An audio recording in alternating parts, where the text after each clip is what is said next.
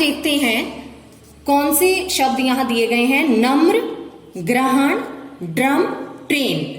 लेकिन जो आपका प्रश्न है वो ये है कि इन शब्दों को, जो ये शब्द दिए गए हैं नम्र, ड्रम, ट्रेन, इन्हें हमें क्या करना है, इनमें कोई ना कोई स्वर मिला हुआ है। देखिए जो नम्र है उसमें न में अ का स्वर मिला है और म में भी अ का स्वर मिला है। ट्रेन में ट्रे, ए की आवाज आ रही है, ए का स्वर मिला है। तो अब हम देखेंगे कि इन्हें हम कैसे अलग कर सकते हैं, इन स्वरों को हमें अलग करना है। और बच्चों, जब पूरे शब्द में से हम स्वर और व्यंजन को अलग करते हैं, जैसे यहाँ पर सागर लिखा है, इकट्ठे लिखा है, जब हम इसे अलग अलग करेंगे, सा किसकी आवाज आ रही है, आ, सा आ की आवाज, इसका मतलब स में क्या मिला है, आ स्वर मिला है। जब हम इसे अलग कर देंगे, स्वर को अलग करेंगे, व्यंजन को अलग, तो इस प्रक्रिया को क्या कहा जाता है, वर्ण विच्छेद कहा जाता है। अर्थात वर्णों को, स्वर और व्यंजनों को अलग अलग कर देना, तो इसे क्या कहा जाता है, वर्ण विच्छेद। तो आइए देखते हैं हम कैसे वर्ण विच्छेद कर सकते हैं। पहला शब्द है नम्र। चलिए पहले मैं आपको उदाहरण के लिए कुछ समझा देती हूँ, फिर किताब पे आते हैं। पहला शब्द मैंने लिया है आपको समझाने के लिए, सागर। अब देखिए जब हम सा कहेंगे तो सा में किसकी आवाज आ रही है, आ की। तो हम क्या करेंगे, इसका मतलब जब हमने स व्यंजन को आ से अलग कर दिया तो स कैसा हो गया, हलंत वाला।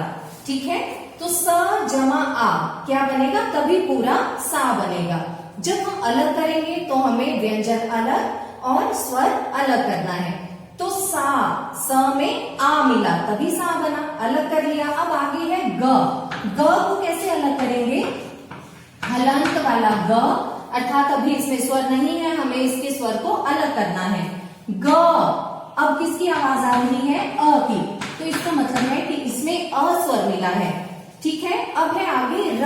र को कैसे लिखेंगे, जहां र कौन सा, हलंत वाला, और फिर आगे अ, तो ये क्या बन गया, स जमा आ सा, ग जमा अ ग, र जमा अ र।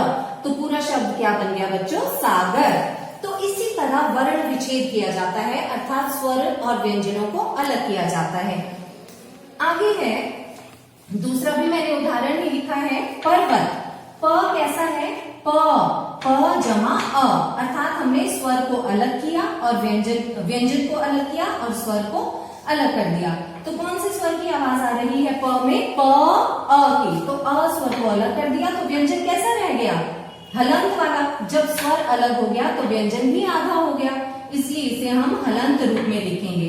ये तो प हो गया। अब र, पर्वत में जो र की आवाज है वो जल्दी आ रही है ना, तो र कैसा है, हलंत वाला, इसमें अर्थात इसमें स्वर नहीं मिला है, तो अब हम इसके स्वर को नहीं लिखेंगे।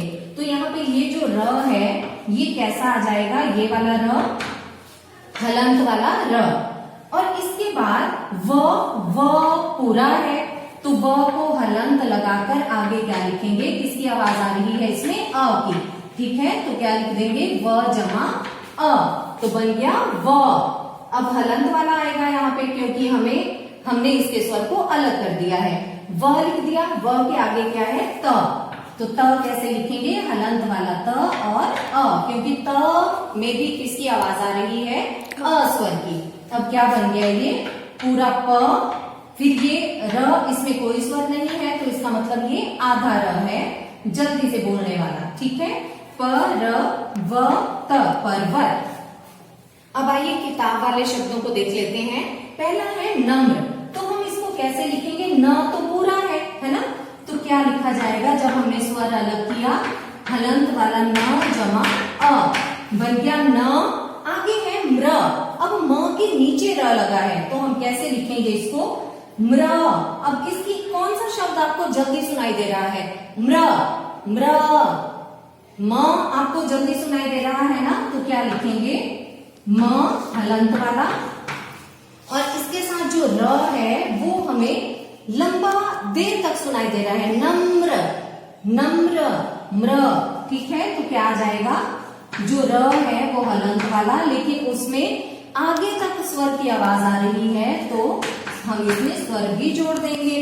तो क्या बन गया, न हलंत वाला जमा अ जमा हलंत वाला म, क्योंकि ये म जल्दी से बोला जा रहा है। नम्र र, नम्र र की आवाज आगे तक आ रही है ना, तो इसका मतलब र में हमने स्वर जोड़ना है।